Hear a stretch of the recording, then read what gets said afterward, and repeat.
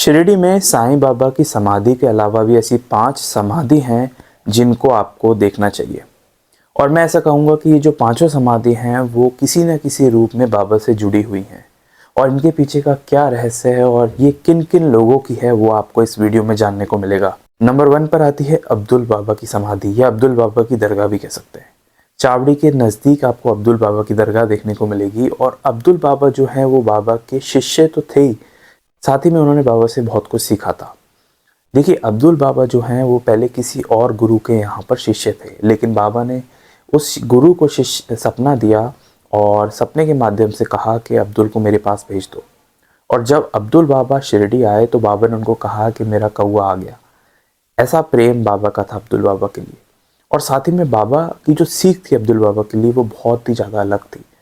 अब्दुल बाबा को बाबा बहुत हद तक टोकते थे, सिखाते थे किस तरह से डिसिप्लिन में रहना है, किस तरीके से स्मरण करना है। और क्योंकि वो मुस्लिम थे अब्दुल बाबा, तो उनको कुरान पढ़ने को बाबा देते थे। अब्दुल बाबा जो है एक डायरी मेंटेन रखते थे कि जो भी बाबा उनसे कहते थे वो सब अब्दुल बाबा उस डायरी में लिखा करते थे। और ये जो डायरी है इसका उपयोग अब्दुल बाबा ने बाबा की महासमाधि के बाद किया। बहुत समय तक बाबा की महासमाधि के बाद जब लोग शिरडी आते थे तो वो अब्दुल बाबा से मिलकर जाते थे और अब्दुल बाबा बहुत हद तक जो भविष्यवाणी करते थे वो सही साबित होती थी उस किताब की मदद से जिनमें उन्होंने नोट्स बनाए थे, वो सब के जो बाबा ने उनसे कहा था। तो अब्दुल बाबा एक बहुत ही क्लोज शिष्य भी रहे बाबा के। और कई ऐसे अवसर पर हमें जानने को मिलता है कि बाबा जब लेंडी बाग जाया करते थे या जंगल में सैर के लिए निकल जाया करते थे, उनके साथ अब्दुल बाबा हमेशा रहते थे। तो अब्दुल बाबा की जो समाधि है वो शिरडी में। सेकंड आती है भाऊ महाराज की समाधि। देखिए, भाऊ महाराज कौन थे? भाऊ महाराज जो थे वो एक ऐसे व्यक्ति थे जो बहुत ही ज़्यादा काइंड और बहुत ही ईमानदार व्यक्ति थे और बहुत हद तक वो शिरडी में बाबा की सारी ही बातें मानते थे और बाकी लोगों से उनका बर्ताव भी बहुत अच्छा था। भाऊ महाराज जो है उनकी समाधि भी शिरडी में ही है। नीम गांव के वो रहने वाले थे और अगर आप शिरडी जा रहे हैं तो उनकी समाधि भी जरूर देखिएगा। तीसरी जो समाधि है वो नारायण शंकर वैद्य की, यानी कि नानावली, जिसे प्यार से बाबा कहते थे। नानावली एक बहुत विचित्र कैरेक्टर आप कह सकते हैं बाबा की कहानियों में है।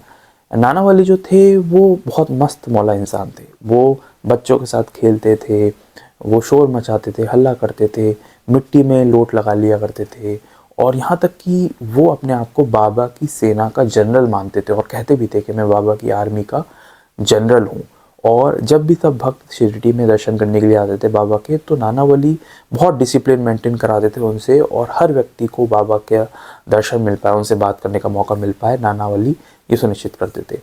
अब नानावली जो थे वो मस्त मौला इंसान थे और खूब मस्ती करते थे रहकर, और साथ ही में वो बाबा के बहुत ही प्रिय शिष्य भी थे।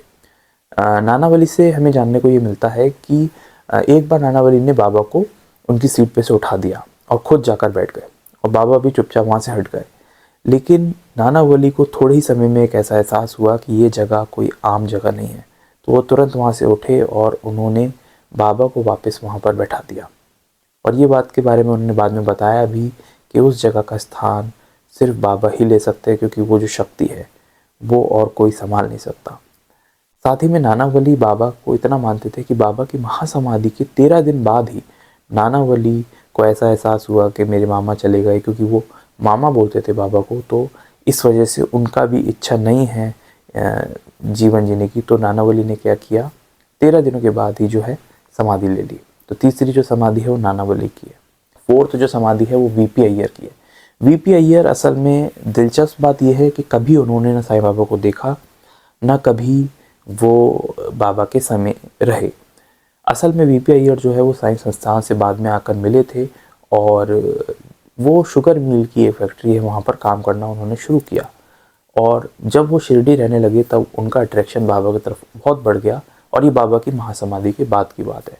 और उसके बाद से इतना अट्रैक्शन बढ़ गया कि वो वहीं पर रहने लगे और एक समय ऐसा आया जब वो बाबा की तस्वीर को निहारते निहारते उन्होंने अपने प्राण छोड़ दिए। तो इस वजह से उनकी जो समाधि है वो यहाँ पर हमें देखने को मिलती है।